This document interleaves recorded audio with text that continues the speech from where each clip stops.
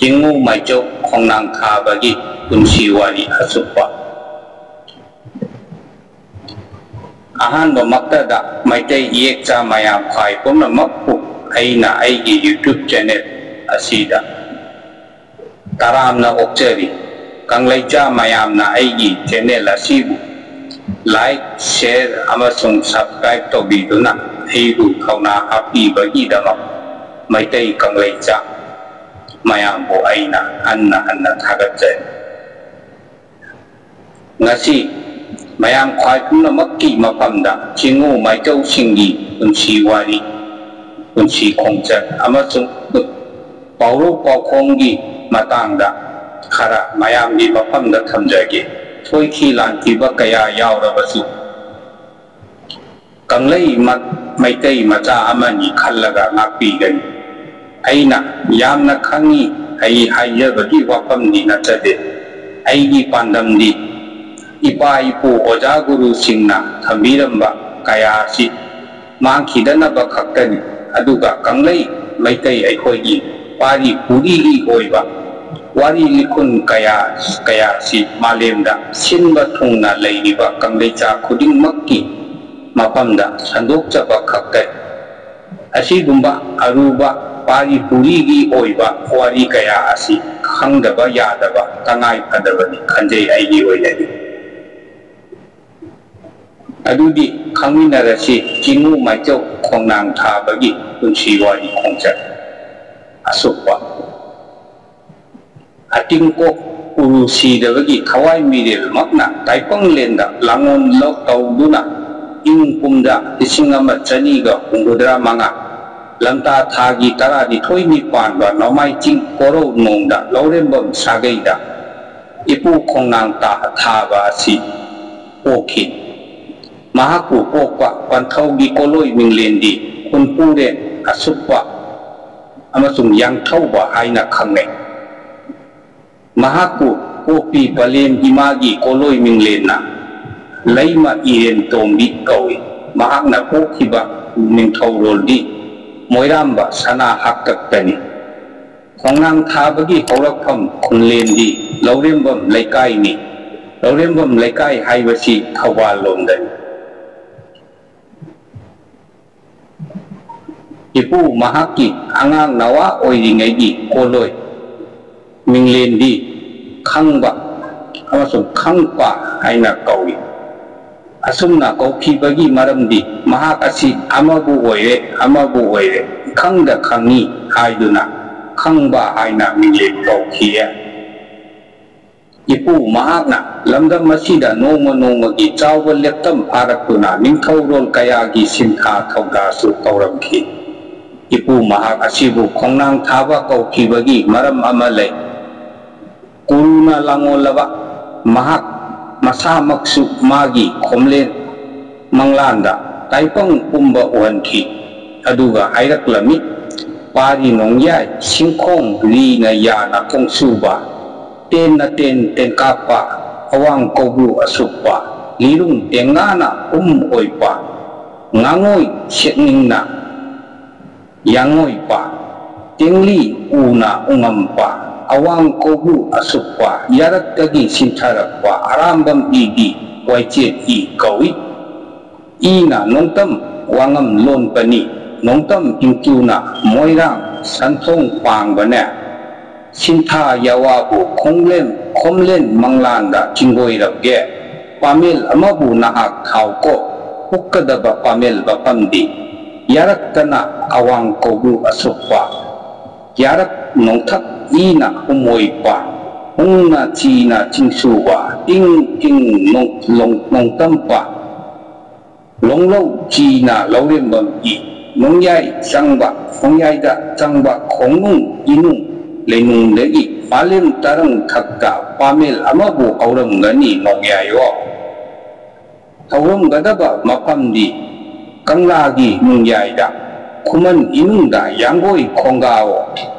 Laija Ipanda Auram Ganiya Madu Puklaga Tawo Asumna Yawa Lirol Asi Manglanda Pirambadagi Mahagna Kongnang Asi Pugluduna Thaki adu nongdagi mahaku khongnang thaba haina kauki mahakna thakiba mafam adudi ol kasar rota chatlaga leiba huyon hauba haiba mafam adudani amaromda maidingmu khagimba mahakna mahaki mongba sanglen ama sananaba khaurangi dama akang ahei kaya tanaduna manai masan chingda waron naki mongba sanglen asigi urep haibidi jatra hunnanabagi thaurang taurakle manai masan ching aduna urep ukul adu nongda laidel pakhangba ibudogi samu hakchang yangbi thaktabu taurure ningthauna manai masan chinga loinana urep amasung jatra hunki urep asi hek yungkhatlubada laija ipom ihaurakpa bum laija ikhengna wa lepa leitana thoklakhi angakpa oina leipak miyamna thengnei ningthauchu leipaki karibu oirakadage haiba haina chingnakhi loinana awa hidong langduna leikhi leipak miyamchu awa hidong langnakhi amaromda una magi sanongna oiramba macha charei samu nanganda urep amasung jatra asi punjillubadagi lepa leitana thoklakpa ikheng asi ubadagi magi awaba kannanaba laurembam khongnang thabada khanghanki amaromda koro masing naidana laija ipom haubagum laija ikhengna aratpa leitana chenthaduna leirabada nongda lairel pakhangbana awa hidong langduna ona thoina khangki tanja asida kuruna langolaba laurembam khongnang thaba haina chu mingauraba mahaki asengba mingdi khonglei thaba kawi kanana chu kokhotluba taudana matomta yanggoi khongarakuna kangla nungda changlakhi mahakna ningthauda hairakhi urumjari ningthemi ungo ipu pakhangbagi samu nangalda urep punjilluriba asibu paima wakhal kari amata taubi haudrabrane iningthau ipungo jingu khonglei thabana amuk hanna haiki leipak akhangba ahiba yambani leipak chawbabu karigi asumna ipugi samu nangalda urep unbarane ningthauna asauba mitingda ipu khanglabadi nahak tauna khonglei thabana ningthem aihakna thaurai ase angamba tengbang jage mahakna ningjaba jingu amabu adumak thago najaraga yawa ama sonduna urep asi ilai laina poktoklaga kha onna thami loinana atopa yawa amana ibudogi samu nangaldagi arepa leitana chentha rakliba laija ikheng adubu adumak khakhanki urep adu malem thakta onna toina ngaya leiramlaga kha pangna paikhiduna lokak laija irol nungda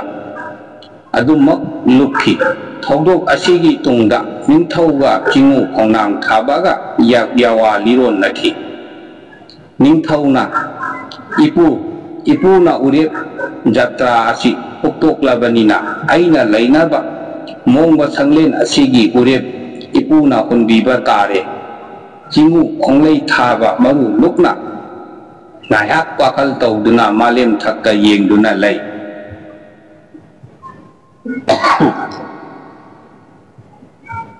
ningthauna amuk hanna ipu nahakna urep asi puklabanina anoba u amana mongba sanglengi urep asi ipuna hungadabani khonglei thaba ningthau thaurai asi koro nongma pangjarage asumna chingoiramlaga ipu khonglei thaba madairam tanna ulankhre ningthauna mahaki kangla inungda ngasi tauramliba thawong thauda asida angakpani khanduna summak leihore koro khara leiraga ningthauna manai masan singda nahan nonggi thauram tauramba ipu aduga loinana leipaki akhang ai punamak kokhatlu haiduna sintharei ningthaugi yawadi malem thakta taphadabanina ki tukachaba oina manai singna yamna wana ipu adugi leipam thirei adubu thiba phangkhide adubu leipak pungjau thinduna yawa paudel asi lauthokpadagidi khonglei thaba mathanta kanglada yangoi khongarai mahakna mafam taktuna ureki u adu irai korou nongda hairang leihek tamduna thauni jaraga thangja korouda yanle mafam ama piduna urep asi hunnuna ningthaugi mongba sanglen asi sem sakhiya khonglei thabadi mongba maran yaida hankhraga magi khongnang adugi thaugal tawduna laining parei chetna adummak laikhiya khongnang thababu karamna khonglei thaba haina mingau khibano haibagi lirondu asumna thambirami ipuna thajaba khongnang asi koro khuding senaje asum chaurakpana samba sare pharae samu pangal kalakpagi pangkhakkum chauba mapung phana nongtam wangkhairak asumna mapung mai marei pharaklaba wanglen asida ngasi korodi aihaki malem leida tarakpa koroni aihakna thaba khongnang asi thaugal haibadi seva taujaruge haiduna khuman inung yaurakpagi tanjada khongarakle wanglen asidi mamli damak tauribani adubu pamel thapamda pamel adubu mahakna uba phanglamde khongnang asi leiramdraba asida aina thaba khongnang asi kadawaida no haiduna leina yengduna leikhiya adudagi mahakna thiba phangdraduna mongwa sanglenda adum khongarakle asum tauna thiba phangdana koro manga tarukni hauki khongnang asi taipangna khangdaba angakpa thawong amada leirami khongnang asi mangang yuthaktagi luwang yuthak phawba lengdana la adum lei khuman yuthak hek yaubaga adumak mangki ngongma korodi ipu khongnang thabana ngasidi khongnang asigi tawriba mawong asi luwang yuthaktagi senaduna leirage khankhre koro adugi luwang yuthak asi laikai ngaihak oithokluraga wanglen asi loidiri ngaidagi khongnang makhongda changduna chimu magu ningduna laining parei changkhiya laining parei tawduda yawa sona khongnang makhongda konduna asum leirakpa sina khuman inung yaurakle wanglen asi yaurakpada khongnang asina khalai aigi inai oiraba asina khalai aigi inai oiraba asina aibu konduna thaugal tawduna leiredo aisibu ngasi paisira natraga pairoisira chimu khongnang thabasu khongnang konduna chimu ningduna lei amaromda khongnang asina aibu paisira pairoisira sum khanduna leirami madudagi chinguna langolaba khongnang asina ngasi ai paidaba yadena nutigi thaudang soipade chingu singa tanagadaba aruba wa lei haina ningsinglaktuna malem thaktagi paikhatlaga loktak laija tamna pairaktuna laija iron nungda iruplai asumna khongnang asida chingu ningduna hiri asida nukhiduna khongnang konduna leikhibana chingu khongnang thabasu paibada yaukhi laija nungda iruplaklaba matam asidadi mahak mikap thorakhi hai karino ngasi aina tawriba sibu mafam kaidano haina khalai tawigumbasung chinguna langolaba khongnang aduna loktak laijada maning tawna iruplaba atungda ngangladuna tarang thakka paikatlai khongnang asina chingu singna yawa liron napam lairei pakta khogaduna chingu singi yawa liron nabadu khongnang thabasi adumak khongnang thabasu adumak yawe khongnang thabana khalai aina thariba khongnang asi khongnang nattena chingugi langolaba khongnang ni adudagi mahakna chingu mayamgi marakta changduna chingu singbu kunyen jakhiya wanglen asida kuruna hai hai nong yai sabi pathawo laurembam khongnang thaba asi korok nong dagi nong yai nangi koloi di ipana ne matamgi khonglei thaba haina chingoi rabani ko nong yai nahati aigi isabi ne kuruna piba param asigi matung inna magi mabu khonglei thaba asumna mingau nakhi matamgi khonglei sintha khudingmak chingu mahakna sintharami mahaksu chingu singi yawa tanaba yaurami adudagi matam ngaihak leiraga khongnang asi thak thak nikpa haurakle chingu khongnang thabana khongnang asi amuk paigadawi male haiduna an chongsinduna koli khongnang thabana chingu mayambu thabolaga khongnang aduna korok thaktagi malemda amuk pairakpa aduda yaurei khongnang adu hanagi matawgum hauduna pothakhi mafam masida asum pothaduna leiba asidagi yanda anganba sajikna pugaina ichik hulak kagena yengkhong tamlakpa korong masekna yeiraklaba kwanglenda khonglei thaba asi mikap thokhi mahak mongba sanglenda hanjillakle asigi tungda koru kharani leiraga ipuna ipai bungo thawniruge haiduna kangla nungda khongare kangla nung sidadi maichau taretki manung challaba adu gumlaba urugi yaibirendagi tongthoraklaba moyang lalhanba haiba maichau asina thawlei thawda mapung oina puduna leirami mahak asi ningthaugi yawadagi akhang ahei oina kangla asi ngak senduna purami chingu khongnang thabana laifam chamaga nipal asi thawgal tawge haiduna kangla da khongarakpa sida thongakpa amagi matawgum moirang lalhanba asi leirami mahakna khongnang thababu taramna koksinduna haminaduna wari watai sanai lalhanba marup kari thaugi khongarakpano khongnang thaba marup ai chingu thawgal khara tawge haiduna khongarakpani chingu khongnang thabana asum mathang chingu thawni jaduna thawlei thawda tawrei mahakna tawriba thawlei thawda asi mayamga iman manade mahakna chingu singi thawni rol thawda pangliba asi lalhanbana laptakna yengki khongnang thabana laifam mayam asi loiduna kanglagi mapure nongda lail pakhangbagi thawnirakpa loiraduna thorakle somdana moirang lalhanbana mahaki thawnirol asi mawong ama oina tawi ngasidi mahaki mamangda aigi haijaba ihei asi kharadang utke haiduna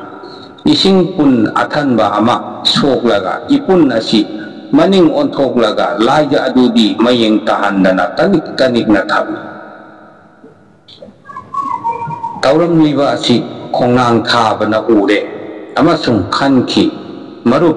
karino nahakna tawramliba sidi mahakna punnaduda amuk yeng lalhanbada amuk yeng khongnang thabana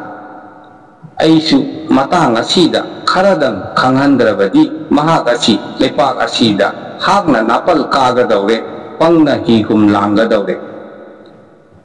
haibagi pangkhakkum mahakna laija ipun asi singnana laijana pungi mawong adummak mana khinki moirang lalhanbana is haiba angakpa wakhalga loinana karino ngasi tawriba mataw asidi haina paima wakhalda mipaiba pok mipaiba hauki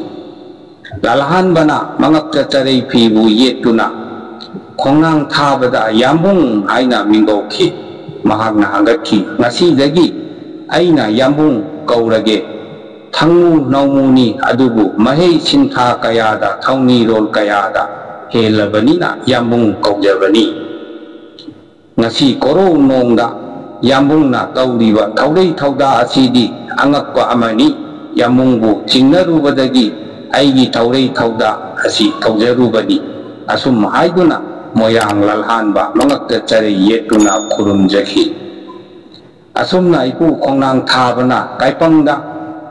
ngakna thoklaba taipang kanana ngamphadraba thawong kaya tawrami amuk khakchu pamhaiba haibadi garib niwas haina mingauraba ningthauna manai masal sing thaduna kanglei maichau oiraba ipu laurembam khongnang thababu kokhathalle ningthauna yawara ipu ngasi koro nongdi phubala lamdamda utong chak chaba chatlusi khongnang thabana nolukpa wahaina yawa chingoi ningchem ngasi koro nongdi yangoi khongkap nawi tambabu napudi yaningde yawningde kanglei mayai tangbal lauriba ningthaugi sana yathang diktok phadabadagi tanna khongkap nawi tamnabagi thaurei sem sare laurembam khongnang thabana nolukpa wahaina ningthem khongkap nawi tamgadabadi thaurei matau karamna khongdoi sige garib niwas na hairei garib niwas na hairei hiyang hirel tongduna yangoi khongga khongum tausi haibabu ipuna hiyang hirel thaunanaba higi ipu hiya himaidi kanana thapoyan sige asumna yawana rabada ningthemna hiyang hiren bu thauba haibadi thomai hibana khara haigedaba mali haiduna thomai hibabu koktorau haina yawarai asumna hiyang hirel tongduna khongkap nawi tamlakbana garib niwas Shanti Das khongnang thaba amadi thomai hiba makhoi mari lokta khongbal yaurakle asumna lokta yauraklabada ikhang khangaudana hiyang hirel aduna pata hauriba charangbu phoi duna charakpadagi garib niwas na hairei kari matauno masigi hiyang hirel asidi charang phoi duna charakliba asibu ningthemna khonglei thabada yawarakhi ipu tauriba matau asibu karino khonglei thabana nolukpa wahaida yawarai ningthem ipudi ngasaina yangoi khongga ningde haiduna yawakhibaduni charang phoi duna charakpana hiyang hirel adu luphet taurakle hi aduna taurakliba thawong adu lebhansi haina ningthemna Shanti Das ta yawaraklabada Shanti Das na yawa kaya sonduna thawong adu lebnanaba hotnaki adubu ahoi nanadum hengatlakle hirel adu luphet taurambadagi hena lukharakle Shanti Das ki yawa singdu kanada duna udong kining ai oiraklabada mahakna khongnang thabada yawarai laipaki di maichawo amuktang thaurei thauda asi taudrabadi taipang aikoi asi awa hidom langba tare matam maduda pamheibana asau khambi maihaunana khuchu thanglen chatoklaga hirelgi hikokta yanthaki hikokta natana hirum phawba yantharaklabada nongju thagi laide isingna marang kaina chenthabagum hi adudagi ikhengna ingang ipom narakhi matau wasum oiraklabada ningthem paima kibuk nungda awa hidom langna khongnang thabada yawarai ipu na thaurei asi tawbidrabadi karam tawsige aikoi pulap manginaba tare ipu matau asidagi khongnang thabana hi asigi mamingbu charang hisam chaiba haina kaukhiya asumna ningthemna yawaraklabada khongnang thaba ipuna nambol thomai hibada yawarakhi sabi sanau ton mapugi cinta tungina yawa na chai kangjaro asumna yawarabada thomai hibana nolukpa wahaida mayam bongda punim jaduna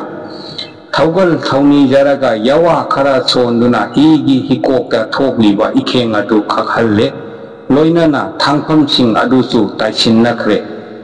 thomai hibana yawa amuk sonduna nanthabada charang charamba adusu lepkhre asumna makoina hiyang hirel adu tongladuna lenglabada phubalagi khullen yauchillakle hi adu patpanda tungchinduna thanamlaga makoina phubala khullenda changduna chanaba chanba kauba namu amagi maran yaida changlakuna utong chak chananaba leima yawabu liron naki Santidas na pamenda pamkre chingu kongnang thabana nathagi khokte manata pamle nambol thamai hiba amadi ningthem pamai badi Santidas na chanbagi mangsok mangda phamkhibada mangaidi Santidas na kongnang thabada yawarakhi narangtagi nawa nahakna changduna utong chaga si chananaba sem saruro kongnang thabana khumlakhi aibudi angangni haibire nangdi chahi kayadi sujare Santidas na khumlakhi se tause ngarangtagi angang langka lal nangringegi mamangda lal taunabagi phiral puba ngamle aidi adu tabada khongnang thabana isi na noktuna aduna ni dana nangna aduk natin thiri badi adungai nangdi laikai da mahirani hingchabi kochabi na chaduna khullen taksilak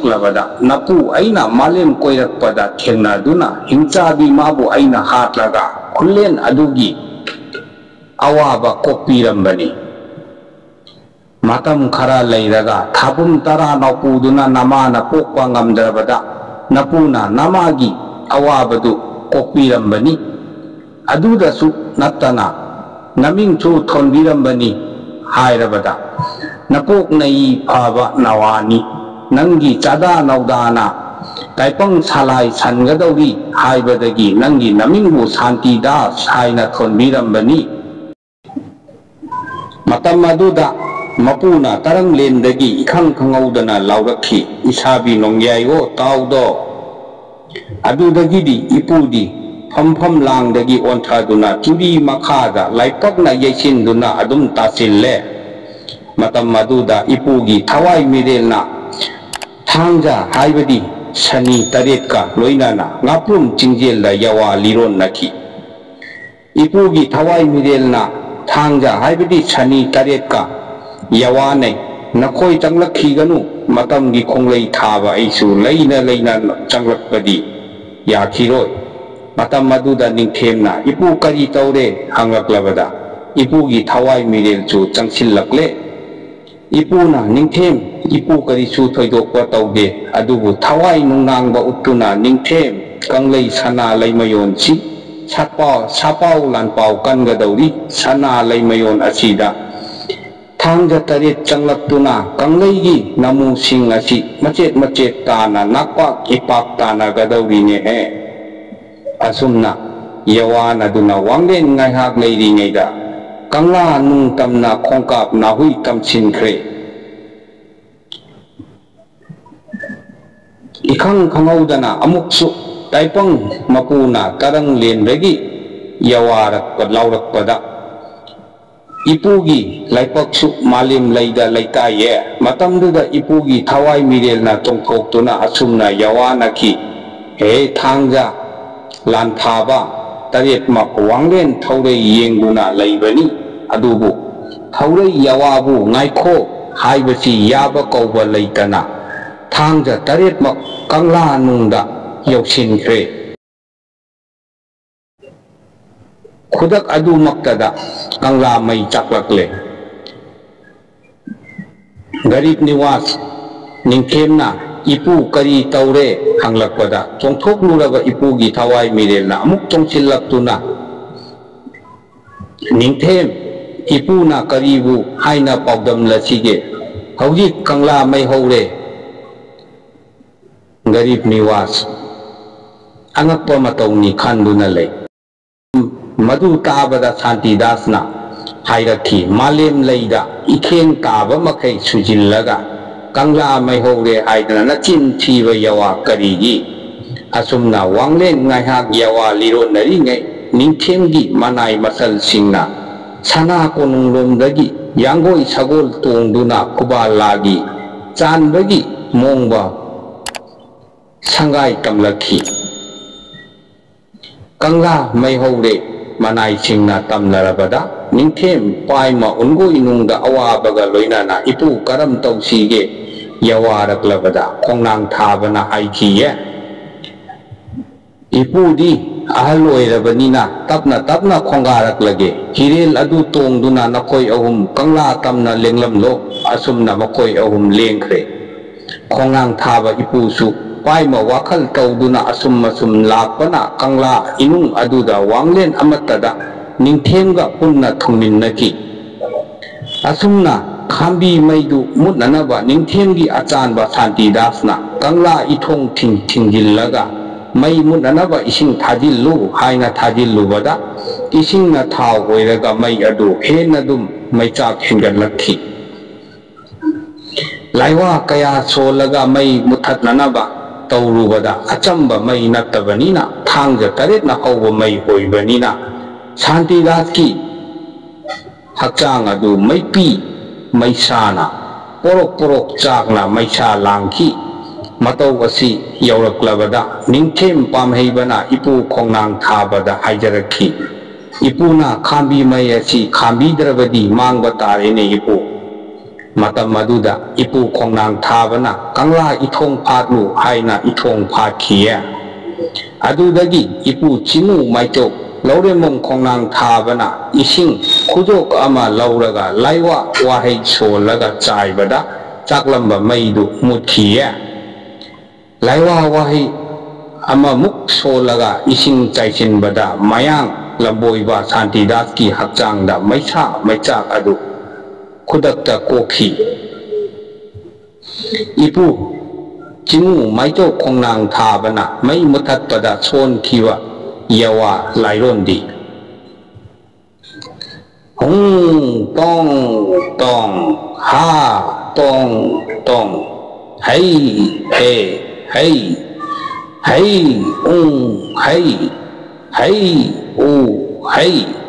hi haya haya kangla nungjeng ipakta tauba koksing rumbane taire longba launa laija kiklen chairaklabada ipa ipungo malem leibu leitiringai korong nongbu leitiringai dagi leirakpa he ipa ipungo kuptreng sentreng anigi langun langdai ani bosu khongnang thabana yawa asi kangabane ngasi nadairem wang macha lauremom khongnang thabana yawa asi kangjabada ngasi nadairem na yawa lirol asi chingoibada asoi angamchu kubiyo ipai pungo hung wi ya hai mu ri nangna tongna haitha re ungna ungchare rina yana aina haitharage aina hayumlage he tenau khombana khongyang ina khongumbi longlo pana likhombi he inungda layombi ke kikhombi te tenaubi lai layombi ha hai hayaro tong ting hai kangla nungjeng iyaida imung kangle khambi maya mutpagum khongnang thaba aina laija ikhom lakpabu iram taret makpu ngasi koro nongda malem leptrei imung kangle ngongthai inungbu mutpa ngamba oikrasanu garib niwas pamheiba sana haktak asidadi ipuga miyancha Santidaska akanba lalong kayada laltheng naki ningthongna Santidaski michangda leptuna ipubu awaba kaya pibiki amukhaksu wahai khajik soinabadagi ipubu charei nungdagi amang thongdagi tilang yotnapam hauba chaibi lenglaga ima lairembigi madaika haujikna samukhong kaithel hairiba asi makkada langthok tuna thambiki Koro singgum tarit ni ipugi samu hakchang asi mapam lengdana pat pumduna leiram laga madum hingatchaduna adum khongdoi khiye amuk khaksu ipubu phasi piduna sagai thakta kahanki asigumba nithaugi thawong asibu yaningdraba ipu gonok mehobana yawa amana khambi mairi awanduna phasigi thauri kakthakhi Masigisu matakta ningthembu koro singgum mangani khambi mairina koisinduna awa chaicheng pikhiye koro nongma khaksu mongma hanbi hidenda mahaki thibung thirinbu puthoktuna chamlinge khonglei thabana hek thengnarure Ipuna ngayak pothaduna upal amagi marumda laichillaga mahakna tawriba thawong singdu yengduna leire Ipuna Santidas ngasidi nahak khanglani do hairaga leitum macha amada yawa ama solaga Santidas ki masada hek thomlami adugi matungdagi mahaki thibung thirindu hanjinba ngamdaduna pibuk nungda awa hidong langduna leirabada Minungsi khanglaba ipuna awaba adubo amuk kokpi khiye langwa chaki langon langdai chaiching suraba mapa mapugi yahip chakcha pham khanglaba matamda thengagadaba chaichingdi ing kumja lising aniga tara manga ni lamtagi thaban mapal ni panba namaijing korodani aduga Lamdamdi kangla nungdani asigumba yawada khongnang thabana chinggoikhi matamgi matung inna thuplamdai matam oiraklabada khongnang thabana maichau tarukma kokhatuna waroi chingda kher hauduna chaminakhiye chaminaba loirabada khongnang thabana chinggoirai inausa haujikti kangla inungda thangja taret changkhrabanina Laining laisol honglani pari puri masak khanglaroi ira thauni kayada ngamdainaba waragani aduna inauksa aidi kangla nungda nungoibi haina kauba mapamda chingthau pamel oina hauduna nongpok haram ngaklage gonok maihowa nangdi chakpi karongi pankoinung Hiden haibadi nahaki samu nakwangda thaudu nungbu kunduna thada kiba lantha kiba mapam aduda laining parei thamduna kha haram ngakluro hayeng tung phawbada nangi thupam adubu gonok hiden haina khangna haurasanu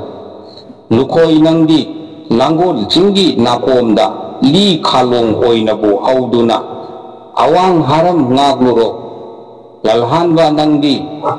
Moyang chantong harambu ngakduna wangu pankoi nungda laihau pambi oinabu langonduna lairuro khongakul kepipa nangna nongchuk haram ngakduna lamlen maklangi lamyaida haibi pambi oinabu langonduna lairuro kharam thadoi nangdi nongchuk panthong ngakduna nongchuk laimaton chingda laiwa phaibok oinabu langoluro Samurau Chigong Nangna Hiyang Thang Lai Irei Magi Masaida Haikring Pambi Oina Langonduna Kha Mairambu Ngagluro Asumna Khongnang Thaba Chinguna Manau Taruk Maki Thauda Sinkiya Kanglegi Yaipanabata Khalaba Ipu Khongnang Thabana Ningthaugi Wananaba Thauda Amatasu Panglamde Sathuplamdai matam yauchilaklabada ipu jingu maichau khongnang thaba mahaki hanagi apoi machagi sattamda amuk hanjin khiye ipu maichau khongnang thaba ing kumja lisingama chatreka nipu mapalgi ingagi thabal kun mapan ni panba nomaijing korouda sathup khiye asigumba khangbada yamna kanaraba maitai aikhoigi puwarigi oiba khangbada yamna kanaraba atai su puwari likhun mayam ama leiri atai makha tatharakpa puwarigi oiba kayadi aigi mathangi blog ta oina khangminarasi mayamna aigi blog asi like share tawbiyu hayum si daba maku